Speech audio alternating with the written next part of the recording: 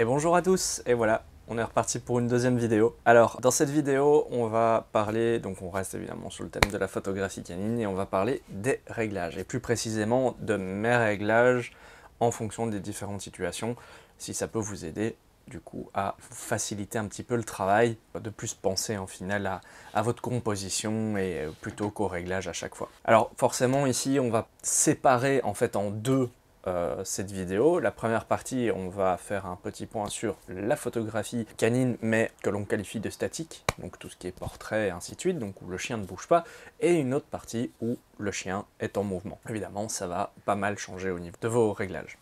Alors la première chose, et attention ici, les réglages ce sont bien ceux que moi j'utilise, donc forcément ce sont une petite règle que je me suis mise, et évidemment parfois je change un petit peu ça, donc vous devrez aussi un petit peu jouer avec vos réglages, puis ça diffère aussi en fonction du type de matériel que vous avez. Pour simplifier les choses, je mets, on va dire, des réglages que j'utilise de manière générale et même le plus souvent, ou des limites en fait que je me mets pour éviter d'avoir une photo floue ou des choses comme ça, mais ça, on y revient dans la vidéo. En premier, du coup, la photo statique.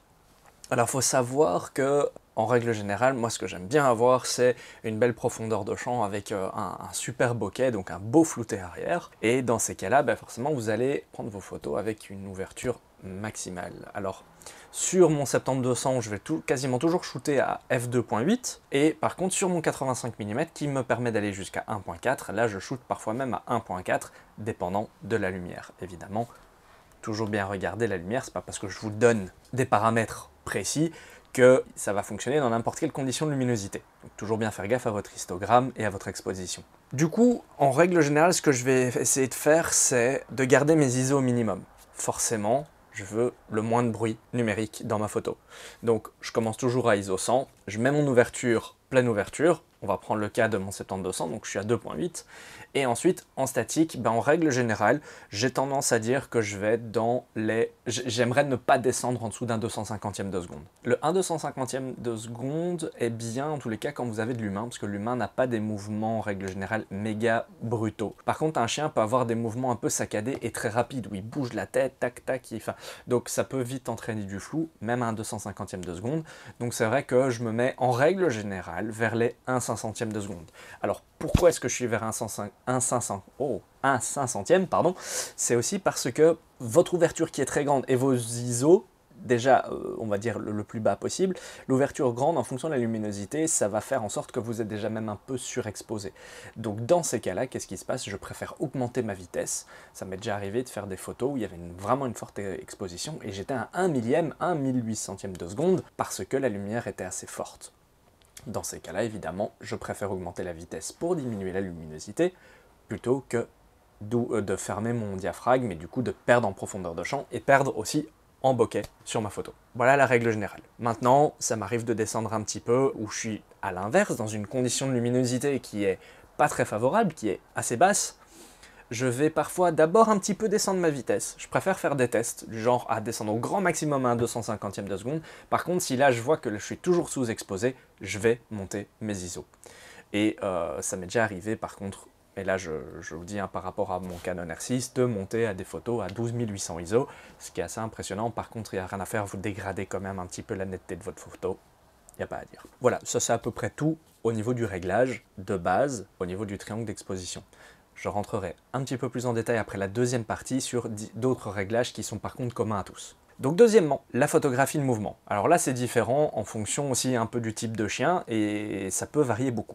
Donc qu'est-ce qui se passe? Je mets toujours évidemment mes ISO minimum, ma pleine ouverture. Attention sur certains boîtiers, la pleine ouverture à des grandes vitesses, il vous faut quand même un autofocus qui soit assez performant pour continuer à garder l'œil.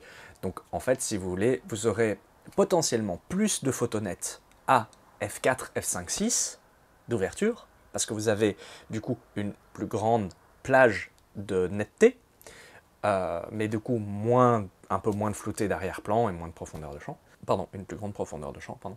Et forcément, par contre, vous allez devoir monter vos ISO, voilà. Mais je préfère avoir un peu plus de raté et d'avoir une photo qui est plus dans mes goûts personnels, donc avec un beau bokeh arrière. Dans ces cas-là, qu'est-ce que je fais? Toujours évidemment pleine ouverture, par exemple sur le 70-200, f2.8, mes ISO à 100, et ensuite je mets 1 millième de seconde pour le mouvement. 1 millième pour vraiment figer le mouvement. En fonction du type de chien, ça peut varier. Un grand chien, en règle générale, 1 millième vous suffira amplement. Vous pouvez même peut-être un peu descendre, parce qu'ils ont parfois des mouvements un petit peu plus lents que des petits chiens. Vous prenez un Podenco, qui lui par contre est un grand chien, mais un grand chien de chasse, et sont en fait la famille aussi des lévriers. Ils vont super vite, mais vraiment super vite. Leurs mouvements sont amples, mais ils vont très vite. Et du coup, là, le 1 millième peut être parfois juste. De la même manière que vous avez des petits chiens qui peuvent être très très rapides, et là, par contre, les mouvements sont hyper rapides au niveau des pattes, et vous risquez d'avoir beaucoup de flou. Et donc là, il faut monter, ça m'est déjà arrivé à monter à un 2 millième de seconde, parfois, pour avoir un chien vraiment net. Dans ces cas-là, évidemment, si vous êtes à 1 millième de seconde, un 2 millième de seconde, il y a de fortes chances, si vous n'êtes pas en bonne condition de lumière, que vous deviez augmenter vos ISO, et même parfois de manière assez drastique si vous voulez le faire. Évidemment, faire de la photographie de mouvement, faites-le dans un bon environnement lumineux. Alors je dis pas en plein soleil, ainsi de suite, tout ça c'est au niveau de la prise de vue et du soleil, on l'a vu un petit peu avant, c'est un autre sujet, et ça ce sont des petits trucs que vous allez devoir évidemment imbriquer les uns dans les autres pour arriver à un beau final de photographie, mais du coup, pour ce qui est du réglage à proprement parler, voilà, il faut quand même se mettre dans de bonnes conditions quand on est en photographie de mouvement pour avoir quelque chose d'exposé correctement. Donc ça arrive très souvent que quand on a 1 millième, un 2 millième de seconde, même à pleine ouverture, qu'on doive monter un petit peu les ISO. Maintenant, dans mes réglages qui sont communs à tout le monde, enfin aux deux types de photos, donc au statique et au mouvement, je prends toujours mes photos en RAW. Toujours. Évidemment, parce que je retouche derrière, et voilà, avec ce matériel-là, on veut tirer la meilleure qualité possible de sa photo, et parfois, tout simplement, vous êtes dans des situations où vous avez un peu raté votre réglage. Le RAW vous permet de récupérer ça après sur Lightroom et d'autres logiciels. En ce qui concerne l'autofocus, alors chez Canon, ça s'appelle iServo, mais du coup, je suis chez Canon, et je suis toujours en iServo. Alors, je ne suis pas en autofocus continu. Moi, je l'ai désactivé parce que du coup, ça fait toujours travailler votre appareil photo, même quand vous l'avez en main et que vous n'avez pas éteint votre appareil photo, le problème c'est qu'il cherche toujours à faire la mise au point. Et ça, du coup, je l'ai enlevé, ça pompe de la batterie et ça vous sert strictement à rien. Du coup, ce que j'ai fait, c'est que j'utilise ce qu'on appelle la technique du back button focus, et le back button focus, c'est de mettre tout simplement votre mise au point sur un petit bouton derrière. Donc moi, ce que j'ai fait, c'est au niveau de AF on, en fait, si vous voulez, j'ai mis la fonction que quand j'appuie, c'est là que j'envoie la demande de faire la mise au point. Donc en fait, à mi-course sur le bouton de déclenchement, comme vous l'avez de base quand vous achetez le boîtier, j'ai enlevé cette fonction qu'à mi-course, il fasse la mise au point. Chez moi, si je fais juste la mi-course, il fera rien. Et donc j'ai mis à l'arrière, ce qui me permet vraiment de décider quand je veux qu'il fasse le focus exactement et au meilleur moment. Vous gagnez un petit peu en rapidité aussi, mine de rien, même si c'est pas totalement prouvé, mais vous avez un plus grand contrôle en tous les cas sur votre mise au point. Ensuite, évidemment, moi, la stabilisation, ça dépend un petit peu. Je vous avoue qu'en statique, oui, je vais activer la stabilisation, que ce soit sur l'objectif. Alors maintenant, il y a des objectifs qui sont couplés au boîtier, donc en fait, le capteur se stabilise avec l'objectif, et vous avez une meilleure stabilisation. Ça m'arrive très souvent, en fait, de désactiver la stabilisation, surtout quand je suis en mouvement. Pourquoi? Parce que la stabilisation, quand vous êtes en photographie de mouvement, peut aller à l'encontre de votre mouvement, justement. Donc je préfère mettre la stabilisation quand je suis en photo statique, parce que là, du coup, j'ai les micro-tremblements, et surtout quand je suis en basse vitesse, ça me permettra justement d'avoir une photo nette. Par contre, quand je suis en photographie de mouvement, en général, je la désactive. Pourquoi? Déjà, il y a différentes règles, hein. La stabilisation, elle n'est pas là pour faire que votre image soit nette parce que vous l'avez activée. Elle est juste là pour que votre image soit nette si vous êtes à des basses vitesses de prise de vue. En fait, la stabilisation stabilise vos micro-mouvements. C'est ça qui est important à savoir. Et les micro-mouvements, vous n'en avez plus à partir du moment où vous respectez une petite règle, qui est, si vous avez une focale de 200 mm, vous devez respecter la règle du double de la focale en vitesse, donc 1/400 de seconde. À partir de là, et plus, vous n'aurez pas de flou de bouger, de flou de micro-mouvement. Donc en fait, votre stabilisation, à ce moment-là, ne sert plus à grand-chose.